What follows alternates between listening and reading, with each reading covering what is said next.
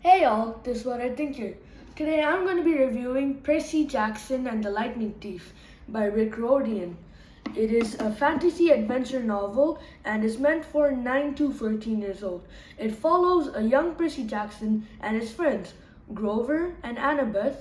Grover, who's a satyr, which is kind of like a mix between a human and like a goat, and Annabeth, who's a demigod. Now, Percy Jackson is also a demigod. He's the son of Poseidon, and Annabeth is the daughter of Athena. Now, they're on a quest to retrieve Zeus's lightning bolt that somebody has stolen.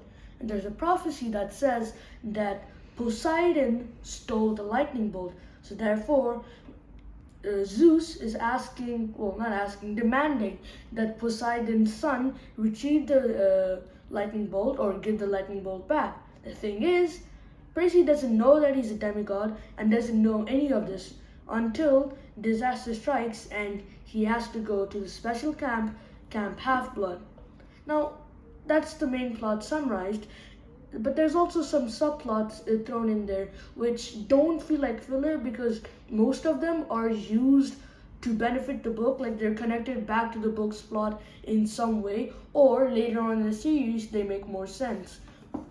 For example, the magical casino subplot, which doesn't make sense right now, but a couple books later in the series, it makes sense why Rick Riordan has included that in the first book.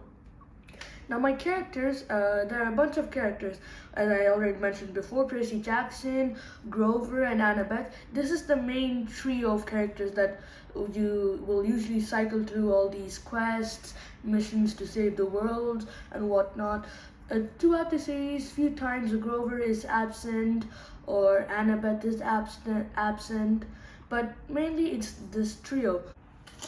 Now, Luke, the captain of the enemy's cabin, where Percy was originally in before being moved to the Poseidon cabin, he is Luke's friend.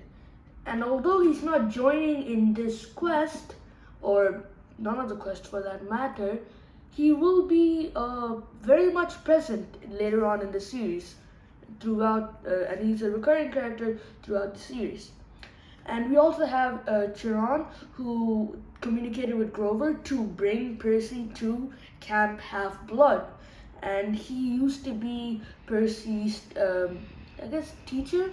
And he was also kind of a father figure for Percy when he didn't really have his father being Poseidon.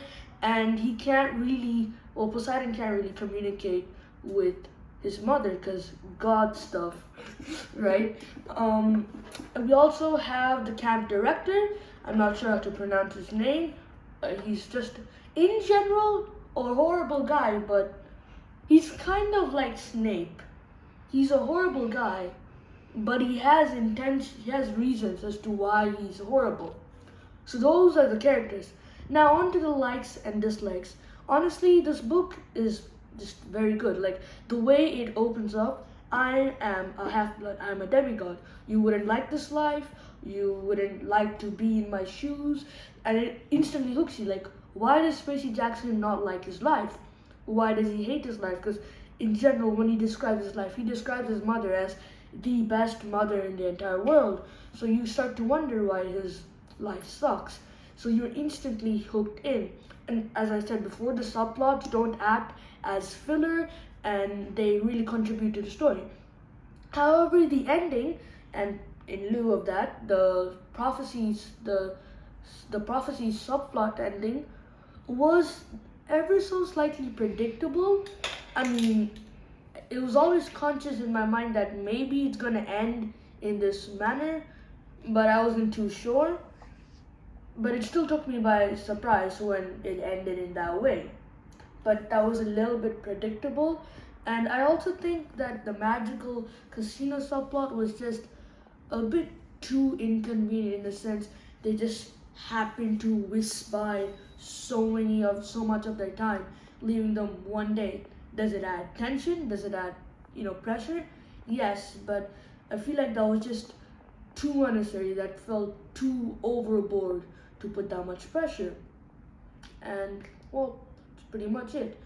I give this book 9.5 out of 10 because it was overall great, a great start to the series, a great book as a standalone title, and I recommend this book to people who like Harry Potter or Michael Bay, like those fantasy kind of adventure novels. And thank you for watching.